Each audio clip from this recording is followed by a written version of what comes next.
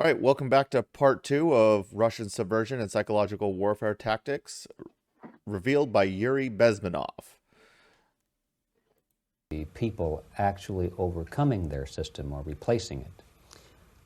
There is a great possibility that system will sooner or later be destroyed from within. There is a self-destructive mechanism built into any socialist or communist or fascist system. Because there is lack of feedback, because the system does not rely upon loyalty of population. But until this Soviet junta is being supported by the Western so-called imperialists, that is, multinational companies, establishments, governments, and let's face it, intellectuals, so-called academia in the United States is famous for supporting the Soviet system. As long as the Soviet junta will keep on receiving credits, money, technology, grain deals, and political recognition from all these traitors of democracy or freedom, there is no hope, there is not much hope for changes in my country, and the system will not collapse by itself simply because it's being nourished by so-called American imperialism. This is the greatest paradox in history of mankind, when capitalist world supports and actively nourishes its own destructor. I think you're trying to tell us something in this country. I'm trying to tell you that it has to be stopped unless you want to end up in Gulag system and enjoy all the advantages of socialist equality, working for free, catching fleas on your body, sleeping on the planks of plywood in Alaska this time, I guess. That's where Americans will belong, unless they will wake up, of course, and force their government to stop aiding Soviet fascism. Well, you told us a moment ago why you left the system. I'd like to hear the details of how you did it. It must have been a very dangerous thing. It was not so dangerous, it was crazy. First of all, because defecting in India is virtually impossible, thanks to very strong pressure from the Soviet government. Excuse me, you were in India on assignment at that time? Yes, I was working for the Soviet embassy in New Delhi as a press officer. And defecting for a Soviet diplomat is next to impossible. It's a suicide, as I said, because a great friend Indira Gandhi pushed a law through parliament which says, and I quote, "No defector from any country has a right of political asylum in any embassy on the territory of Indian Republic," which is a masterpiece of hypocrisy. No other defector but a Soviet one needs a political asylum. So knowing that perfectly well, I planned a craziest possible way to defect. I studied counterculture in India. There were thousands of young American boys and girls with no shoes, long hair, smoking hash and marijuana, studying sometimes Indian philosophy, sometimes simply pretending that they study. And they greatly annoyed Indian police, and they were laughing stock of Indians because obviously they were good-for-nothing students. I studied carefully where they congregate, what routes they travel, what language they speak, what do they smoke. And one day I simply joined a group of hippies to avoid detection of Indian police. I was dressed as a typical hippie with blue jeans, long kameez shirts, with all kind of nice decorations like beads, long hairs.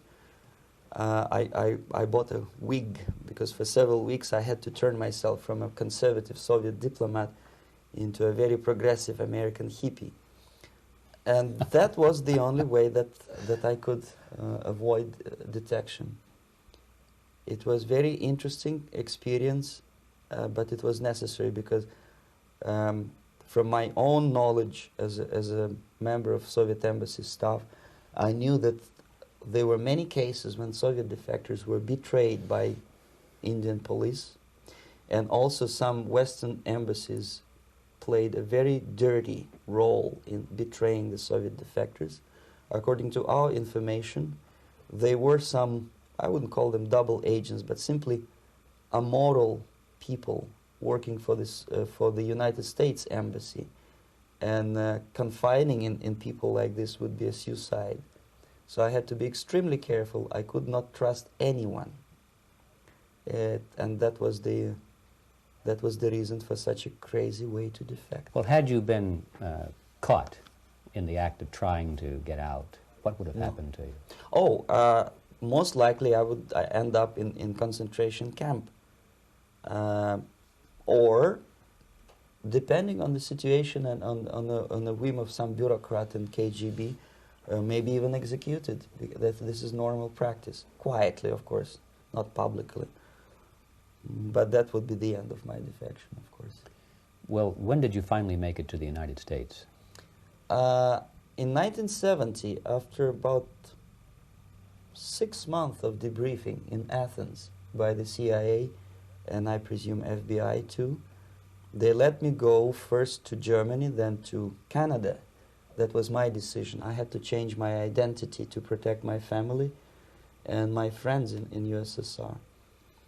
And also I was a little bit paranoid, knowing that both Soviet KGB and probably some double agents within the American system may be after me. So I wanted to settle down as far away as possible. I requested CIA to give me some kind of new identity and just let me go on my own. And I settled in Canada. I was a student. I changed many professions, from farm help and laundry truck driver to language instructor and broadcaster for Canadian Broadcasting Corporations in Montreal. Well, have you had any threats on your life or any Yes. unpleasant? In about 5 years, KGB eventually discovered that I am working for Canadian Broadcasting. I made a very big mistake. I started working for overseas service of CBC, which is similar to Voice of America, in Russian language. And of course, monitoring service in USSR picked up every new voice. Every new announcer, they would make it a point to discover who he is. And in 5 years, sure enough, slowly but surely, they discovered that I am not Thomas Schumann, that I am Yuri Alexandrovich Bezminov, and that I am working for Canadian Broadcasting, and undermining beautiful détente between Canada and USSR. And the Soviet ambassador Alexander Yakovlev made it his personal effort to discredit me. He complained to Pierre Trudeau, who is known to be a little bit soft on socialism.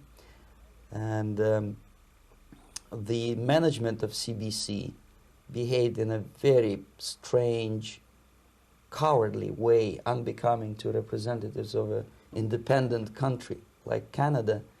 They listened to every suggestion that Soviet ambassador gave, and they started shameful investigation, analyzing content of my broadcasts to USSR. And sure enough, they discovered that some of my statements were probably would be offending to the Soviet Politburo. So I had to leave my job.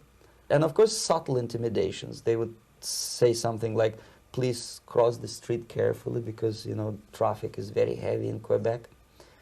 And fortunately, I know about the psychology and the logic of activity of the KGB, and I never allowed myself to be intimidated.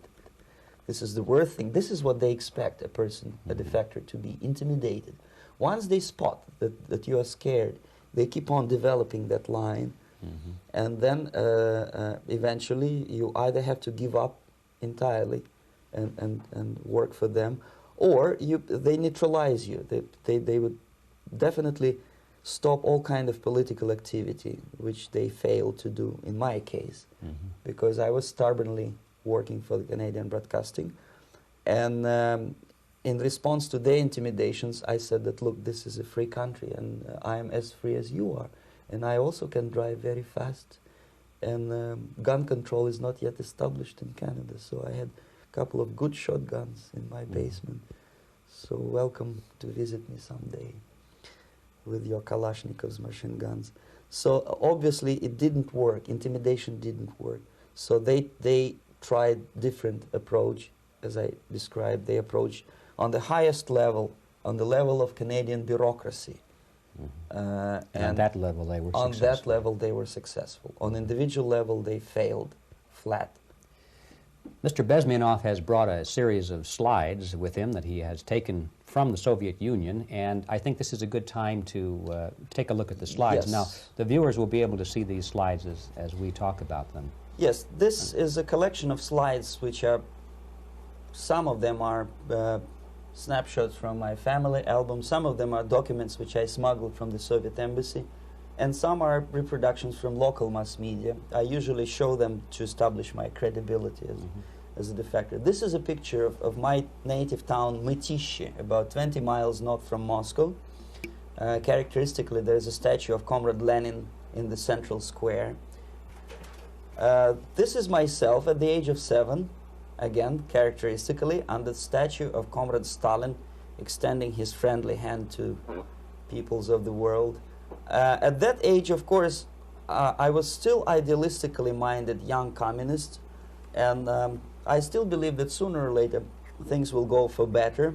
Interesting to But see the I parallel realized that the between him system and Snowden. stinks, that something is fishy, and that ideology is fake, and the propaganda about advanced Soviet agriculture simply didn't meet the criteria of reality.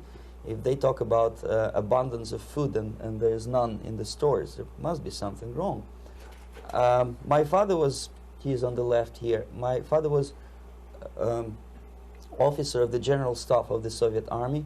He was inspector of land forces, Soviet troops stationed in countries like Mongolia, Cuba, East European countries. Were he alive today, most likely he would be inspecting Soviet troops in Nicaragua, Angola, and many other parts of the world.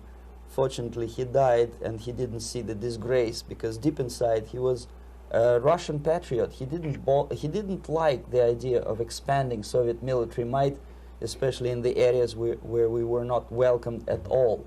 Unlike many other military officers, he was reporting directly to the Minister of Defense, bypassing KGB and diplomatic service. In other words, he was a trusted military professional. And my impression that this type of people are much less hawkish and adventuristic than party bureaucrats in Kremlin. When American mass media describes Soviet military as potentially dangerous counterpart for Pentagon, I simply laugh, because I know better. I know that the most dangerous part of the Soviet power structures are not military at all. Most likely, if they come to power in my country, they'll be more sensible negotiators for nuclear disarmament and withdrawal of the Soviet troops from many parts of the world. But if someone from the party structure or the KGB structure were to give the orders for a military They have to obey, they would yes, follow because them. they are professional military. But they, you see, the triangle of power and hate in USSR is the party at the top, the party elite, the oligarchy of the party, then the military and the KGB at the bottom. They hate each other.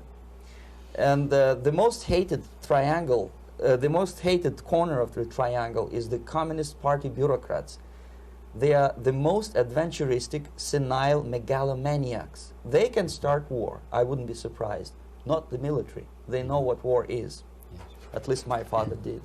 This is the picture taken at the entrance of my Institute of Oriental Languages. It's a part of Moscow State University. I graduated in 1963, and Now, excuse me, which one were you on? I am on the right. You're on the right. And on the left is my my schoolmate Vadim Smirnov, who later was a apparatchik in the Central Committee of the Soviet Union Communist Party. What is an apparatchik? It's a functionary, something like civil service in British Empire. Someone who is never fired from the service. He stays there internally. He may not be promoted too high, but he's a dependable bureaucrat who will stay forever. I studied not only languages, but also history, literature, even music. I'm on this picture, I'm trying to learn how to play Indian musical instrument. I even tried to look like an Indian when I was second-year student. Not bad, right? Yes, actually, it was strongly encouraged by the instructors in my school, because the graduates of my school were later on employed as diplomats, foreign journalists, or spies. As every Soviet student, I was quote unquote volunteering for harvesting grain in Kazakhstan. This is a biggest agricultural blunder of the Soviet government. But I didn't have much choice, of course, because the communist motto borrowed from the Bible says, "Those who do not work shall not eat." And you can see me eating, therefore I was working, and you can see how happy I was about it. I went through a very extensive physical and military training, including the military games in areas, suburban areas of Moscow. And here, for example, we are on a tour in Arkhangelsk area. And by the end of my training in school, I was recruited by the KGB. This picture was taken on that day, and you can see again how happy it feels to be recruited by the KGB. Our conversation with Yuri Alexandrovich Bezminov, who is a defector from the Soviet Union, a former propaganda agent for Novosti and the KGB, will continue after this message. Interesting. Interesting that that when he made it to Canada, before he left India, that he had to be careful in speaking to the Americans or in the embassy, because there were those who would have pretty much sold him out back to the Soviet Union. Right. Another thing I thought was super interesting, because I've watched this once before, and one of the things that I thought was fascinating is that he mentioned Justin Trudeau's father. Yeah, I caught that as well. Yeah, and there was I mean, it's pretty wild. Just because I know that, I imagine that there's some similar level of stories that Snowden basically, says, because he came out against the stuff the NSA and the DOJ were doing, and had to flee to Russia, whereas Yuri fled to the U.S. back in the 70s. It's weird because it's kind of like time. It switched. It flipped. Not saying that Russia's the good guy and Putin's the good guy, but it's clearly we were the ones that were targeted by that socialist, communist, that social fascist mindset, because we're looking at being in the middle of it now. The people that reap the rewards of that system reap it really, really well. Well, anybody who comes out and speaks out against any of the activities of our government, illegal or not, right, are pretty much in trouble. They lose their job if they're a whistleblower from within, or they get sent to some podunk location, and they're certainly ostracized for it, and some are prosecuted. And Snowden, which I don't have the full story, obviously, I don't know that any of us do, on what it was he was releasing and the things he was releasing, but a lot of what he was releasing were unconstitutional behaviors of our government, and unlawful. And when the law enforcers and the lawmakers don't abide by the law, where's that leave everybody else? Right, right. You're just a victim at that point. You're in for the ride. That's what tyranny is all about, right? Yeah. I mean, isn't that almost the definition of it? Yep. And, when the laws don't apply to the rulers. Yep. And I've heard it said that we have two systems of justice, but I think that's hogwash. Yeah. We don't have two systems of justice. Either you have justice or you don't have justice. Right. You're either lawful or lawless. And it really, and the reality is our country right now is running lawless. Right. It's like playing in a poker game and with five guys, and the five of them are cheating, and they're passing their cards under the table first. So when you catch them, then they just start passing them over the top of the table, making the best hand, and then telling you lose, and you keep losing, but then you keep playing. Yeah. Right. And until you just get up and walk out, I suppose that's the option. But that's really pretty much is how our government's been going. I mean, the exposure of so many criminal activities within our government, within the FBI. I mean, down the raid in Trump's place, and I would say, I don't think that a former president is above the law. I certainly don't believe that, and Right. I don't think anybody in the country is above the law, as long as it's a lawful law. Right. Because slavery was legal in this country at one point. Yeah. And but I think that there's a time that you stand up against it and let your voice be heard. And if you take the hit, you take the hit. And but you don't just sit down and allow it to continue on, because that's really what's happened in a lot of the socialist communist countries, is they just didn't say anything. They allowed it to go. And they kept letting it go. I mean, we have a lot of people coming up from Southern American countries, and they're talking about how corrupt their government is. Well, you don't try to fix it. Right. Well, we can't. Well, that's because you don't organize, and you're not going to fix it. Right. We still have an opportunity to fix it here in America. I don't know, that opportunity, that window gets smaller and smaller all the time, and now we'll know. I mean, you think on this, Mac, is if in this next election, blatantly one party or the other cheats, and we'll say the Democrats, just because they got the last one, Right. is just say that they cheat and they're stuffing ballots, and it's obvious, they're out in the open pretty much about it. They deny it, but it's out in the open and everybody sees it. And so what's America do at that point? They go, well, we're going to have to vote in some good guys. Well, you've already proven that your elections aren't working. Right. If that happens, right? And you allow them to remain in power, right? If the country allows them to remain in power, then you've already lost. And you get to that point that they can't. And I prophesied this myself probably 30 some years ago, 40 years ago, is we're going to get to a point where they can't hide what they're doing anymore, because it's just too blatant, too obvious. They've already done all the hiding, most of the hiding. Yeah. And then it becomes the reality of their activities. So what does America do? I mean, what did Yuri do? Right? He left. Well, where do Americans go? There's nowhere left to go. No, there isn't anywhere to go. And I've heard it said, well, I'd leave and I'd go to this country, I'd go here and that. And well, I'm a true red-blooded American and Marine, and I won't abandon my country.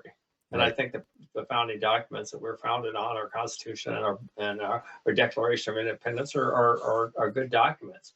Are they perfect? No, but they're good, and certainly a good foundation. And I think they're worth fighting for, worth standing up for. And but if we have a government that doesn't even agree with them, doesn't even know that the difference between us being a republic or a democracy is, and hence running for office is what chance do we have of keeping those freedoms that somebody fought and died and bled for, for us. So it's interesting, and I think Yuri he was in a good position in the Soviet Union, because he had a pretty good lifestyle, and he was promised a good future in there. But he knew that the rest of the people down the line weren't. Right. And his conscience, that's where the morality kicks in. And obviously he was a moral guy, and it got to him. And he made a choice of good versus evil, if you will. Yeah. Yeah, it's we got a lot, people are going to have to start kind of waking up. Not enough people know stories about this. Things like Yuri and other people, people around the world. But, I believe that, Yuri hits on something that's more important, because there's a similarity between where Russia was and where we're heading today. Mm-hmm. And it didn't take long for Russia to get to where it became. Mm-hmm. They mix and match words, making things like fascism is far right extremism, which it can't be true. When Yuri right here is using the definition, is that socialism or social fascists, communists. That's all people of the basically of anybody of the mindset that you feed into the government provides for you, and you pay your taxes or you work for the government or do any of that stuff, and it all becomes one communal group. You could say that's the left-wing party or the right-wing party. It's kind of both in our system right now, which is very unfortunate. But it's obviously the left, the Democrats. They march to those beats a lot more quickly in the front. Yes.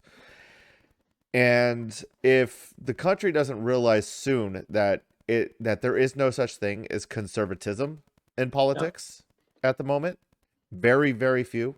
I would say you could make an argument like someone like Rand Paul might be the only one, and that's a might be, because a true conservative politician would come in and say, okay, this is what the Constitution says. Any law that goes basically against it, we're just going to veto the law and then let the courts handle it. Let the courts kind of work out those any of the other kinks. Start wiping reality, everything. though, Mac, is that's what the Congress and both houses are set up to do. That's why they take an oath to the Constitution, because they're a filter for those things that are unconstitutional. They're supposed to catch them and then reject them because they're not constitutional. If something slips through, then the Supreme Court can weigh in on it and all. But the Supreme Court doesn't make law. Right. And the problem is the Congress and Senate, they've given up on their oath, well, many, many, many times. I think many years ago, before most of these politicians were ever in the seats, the politicians before them even were giving up. They were writing laws that were unconstitutional, and by the time the courts ever get to it, the problem is the courts just don't get to the laws. Unfortunately, that's not how the Supreme Court works. It has to be sued, and it has to go up through all the districts, and then there has to be so many hearings or something like that within the districts of not agreeing before the Supreme Court even sees it. And they decide which cases they want to take. If it's one that's controversial that they don't want to get involved, they just won't hear it. Right. And that's the end of it. And that's how these things get stuck. Stands. Right. And that's how these things get stuck for eternity, being spun around in the courts. So as far as the legislative body, the ones that we can actually vote on, that's where people need to start calling to task both sides of the party or both parties and start looking for conservative people within both parties. Because you can be a Democrat thinking more on a social level conservatively. You don't have to be a socialist, a Marxist, to be thinking on a social level. Because we thought socially even back all the way FDR. But I would not go as far as saying that FDR was a hardcore Marxist socialist. Well, he was pretty much a socialist. I would say. Was he a socialist? Yeah, I think he was. And he had plenty of ties to the Soviet Union, that's for sure. And, that's right, because he would have been in during the era where Russia was having these issues. Well, in the 1920s in this country, communism was in vogue. It was a pretty popular thing in the 1920s with the elites. Really? And there was a big push. And matter of fact, interestingly enough, even before World War II, and before we got involved, the Nazis were doing parades and stuff, and speaking in New York and big groups. And it's wow. It was of course not everybody knew what that was all about, and people, if you wave a flag, it's believe me, the Germans, most of them thought they were on the right side of it. We thought we were on the right side. The Japanese thought they were on the right side. And that's but if you don't have a moral foundation to pass your judgments off on, what do you use? The whims of the media, right? And or just the times. And what's being a libertarian is it's good until someone else's liberty starts squashing yours, and that's where the pushback comes. And what's the doctor's oath, right? Do no harm, and supposed to be right. They're not supposed to do any harm. And we don't even see that holds. That doesn't hold. Right. And big money, you know, raw unencumbered capitalism is as dangerous as anything. It's as Yep. dangerous as the socialism or the Yep. because they use it to abuse as well. Yep. And so there's got to be that balance, but that balance has got to be upheld really by the American people. Right. And if we can't do it by a vote, then how do we do it? What are the options? Yeah. And I think that's where it's going to get really weird coming down the road, right? Because the balance of capitalism to the balance between capitalism and socialism in our modern society is a very awkward game.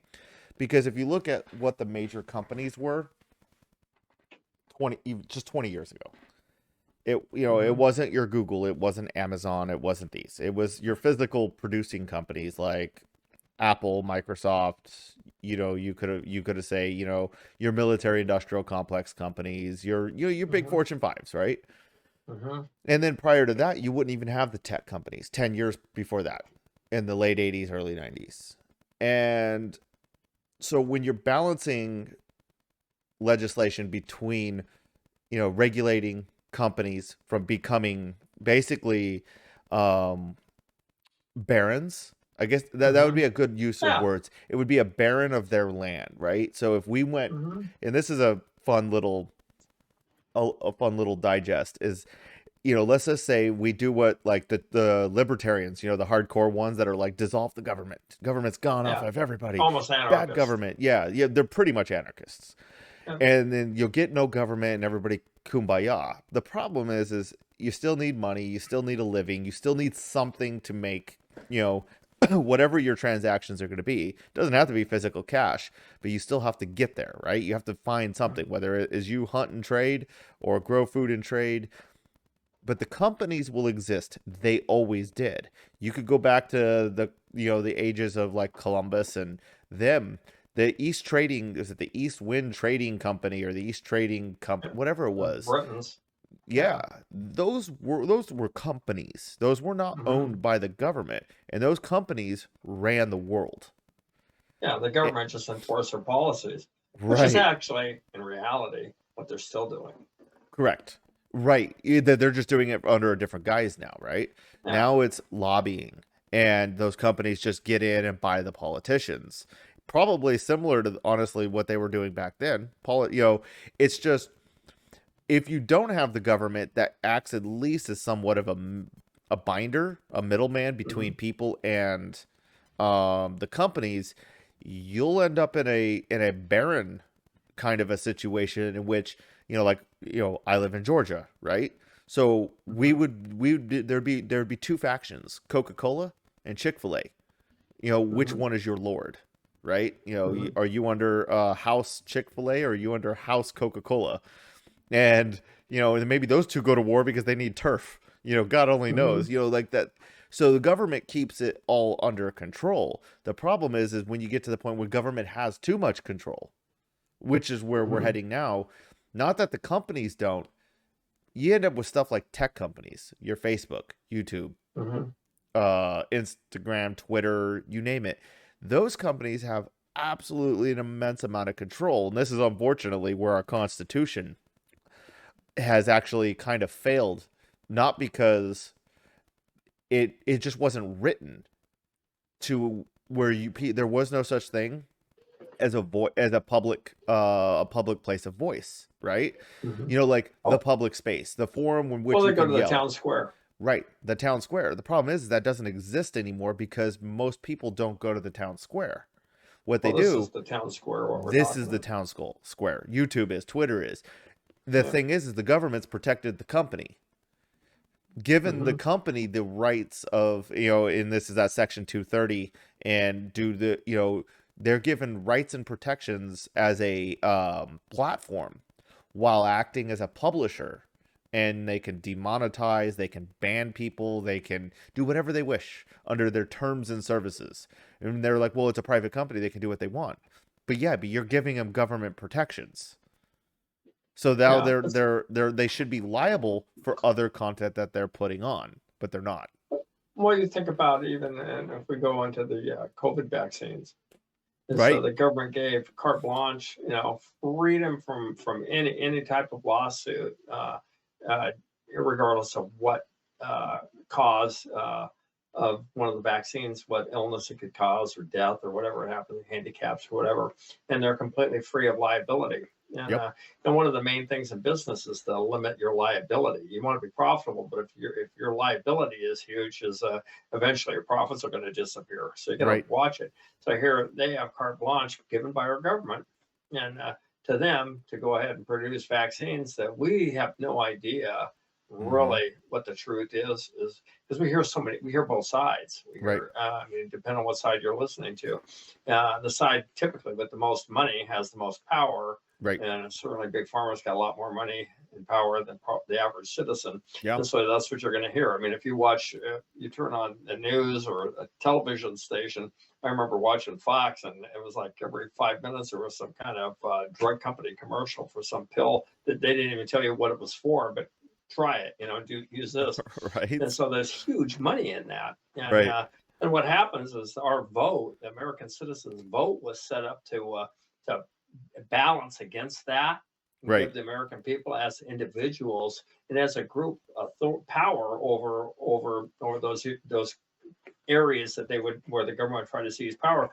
Well, when the corporations are funding the elections, your dark money or however it is to get people elected, and they're pumping in billions of dollars into elections, and also rewarding family members, really, which I think is criminal, to politicians who vote one way or the other, is then all of a sudden that vote isn't so important, and the people who are supposed to watch that vote, who maybe are corrupting those votes, they're not going to correct it because they're making their livelihood off it. That's why you don't hear, and I was touched on it before, is Mitch McConnell, the Senate Minority Leader. You don't hear him crying about China very much because his wife is actually Chinese or Taiwanese. I'm not sure which of the two because it kind of bounced between them. But she also has a shipping company. It was financed by China, and so he's not gonna say much about them. But yet, here the Republican Party, if you will, not in mass, but in a lot of ways, is really concerned about what some of the trade deals and things that's going on with China. But here we have the leader of the Republican Party in the Senate, at least, is beholden to them, and who's going to cut their own paycheck? Right. And exactly.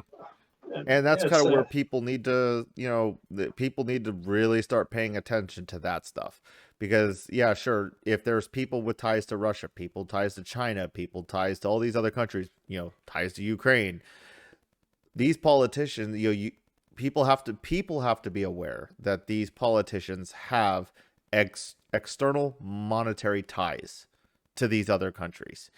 And that at the end of the day means that no matter what laws that they're looking at passing, that those laws will not hurt them.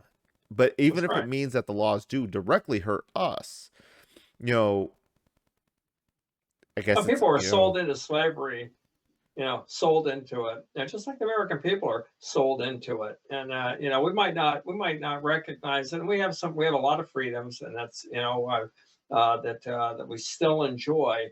But when you see them getting whittled away quicker and quicker all the time, it's frightening. I mean, your property, stop paying your property taxes. The city or town or state's going to take your property. Stop paying your income tax. Well, federal government's going to come in and take all your money and all your possessions, and put you in jail. They say we don't have debtors prison. Well, if you owe the IRS, they can throw you in jail. And so I mean, it's and then they get you stuck on the government tit, if you will, on Social Security or welfare, whatever it happens to be, Section 8 housing. I remember probably, let's see, it's 22. So say 1975, 77 or so, you could buy a brand new Ford pickup for like $4,500. And I was out in California at the time, so you could buy a brand new truck for $4,500. It didn't have all the stuff they have on them now, all the computer things and all that stuff, but they had pretty much top of the line stuff, $4,500, $5,000. Carpenter in California at that time probably top wage was $16 an hour, somewhere around there. At that point in time, you could buy a house then for 30 to 50,000 bucks. If you could get in the really nice stuff, you get 100,000 bucks for some really nice homes. And because I was actually Zephyr out of the Corps, and then you fast forward to today. Right now we've had some inflation, right? So the wages are up. So now the carpenter is making maybe 30 or 40 bucks an hour. So he's making, say, maybe 3 times as much. We'll say 48, but we'll say 50 bucks an hour. So he's making like 3 times as much as he did in 77. Well, that I was just looking in the San Fernando Valley, which is where I was raised, and we lived in houses there, as houses that I know sold for 30,000 bucks, 40,000 bucks, $1 million, over $1 million. I mean, they're done up and they've got new this and new that, but I know the area. $1 million. It's a small track house. Matter of fact, in some of them we lived in, I remember that we rented when I was a child, and the rent was like $50 a month. $50 a month. Now that house and the house payments on it, I don't know, $4,000 or $5,000 a month. Crazy. 10,000 a month. Who knows? On $1 million home, you're looking at what? Yeah, you're looking at like 6, 7, 8, 6, 7, 8. Yeah. So here you take it. Now that same truck, the new Ford or Chevy or whatever, take your pick, whatever it is, that brand new truck with all the latest options on it's $80,000, $90,000, $75,000. So that truck has gone up, about what's that, 20 times? And say roughly, the house has gone up more than 20 times, right? But the wage has gone up 3 times, right? And the cost. This is why young people are still stuck living with their parents, right? Because they have a hard time. Even the rent is so crazy expensive, but then the taxes are built into that, and it's not all the greedy landowner. No, it's the taxes, insurance. Taxes, and the cost and maintenance is absolutely out of this world. I mean, and then you've got to factor in the mortgage. Like, you know, a standard investor, a good investor that's not doing high lending, they're just doing a standard 20% down fixed on 30. Yep. You could be looking, just a house like this one right now. If I were to buy this today, and it's what, 350 or so thousand, okay, that's gonna cost at 20% down. That's gonna cost $1,600 a month, $1,700. Yeah, so that's $1,700 a month, plus $3,000 a year. That goes up 60% a year. Yeah, 60% a year. By the way, my property taxes 60% a year. I'm fighting the government right now because of that.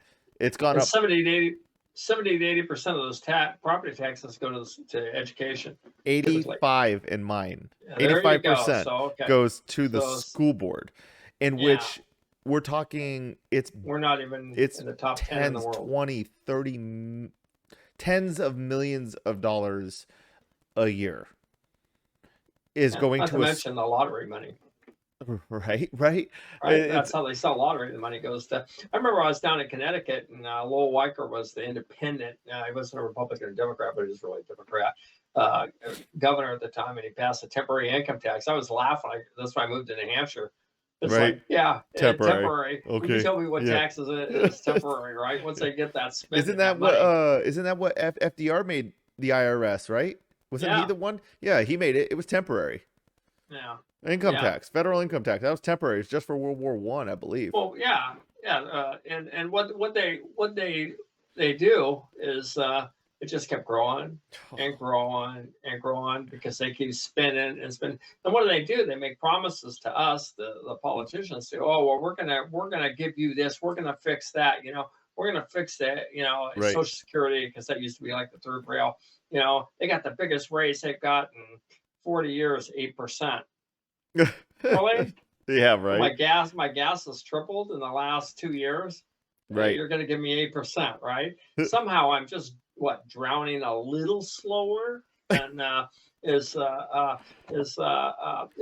they're doing is they're not drowning you anymore. See, drowning you means your head's being held underwater. See, they're just waterboarding you. Well, that's true. There's moments of breath.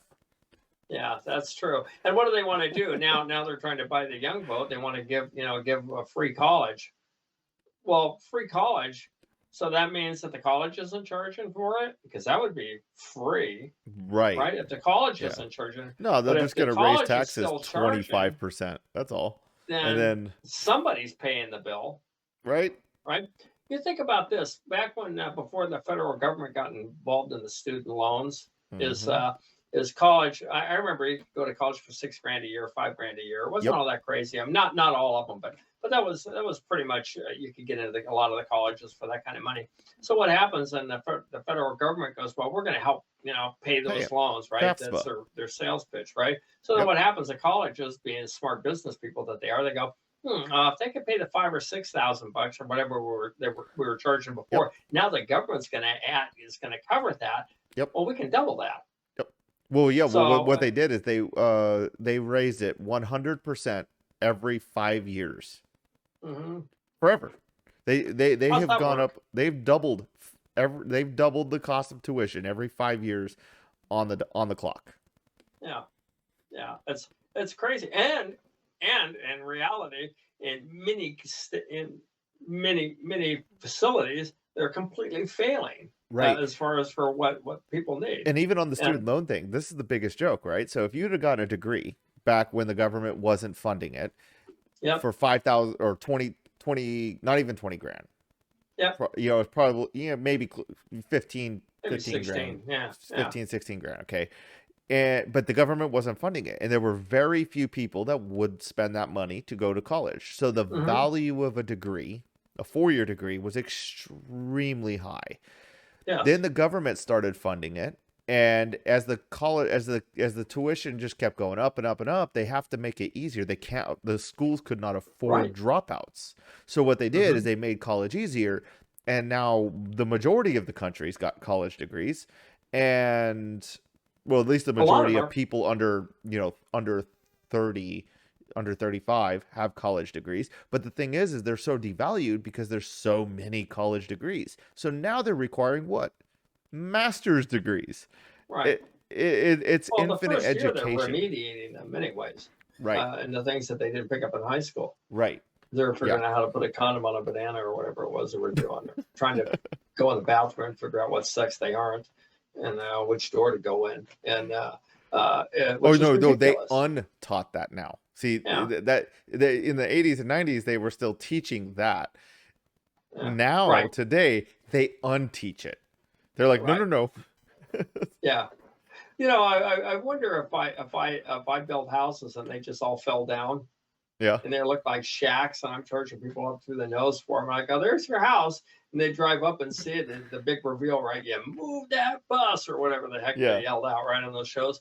Is they pull it back and it's a shack. The thing's falling down, leaning. The windows are put in upside down or sideways.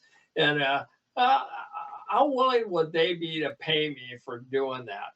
But we do that willingly, right? How would they be recommending me to their kids and to their family? But they do that with the education system. We got a failed If system. you go to and they countries go, like China, yeah, Russia back in the USSR, probably Russia still today, because Russia is still pretty government controlled and ran.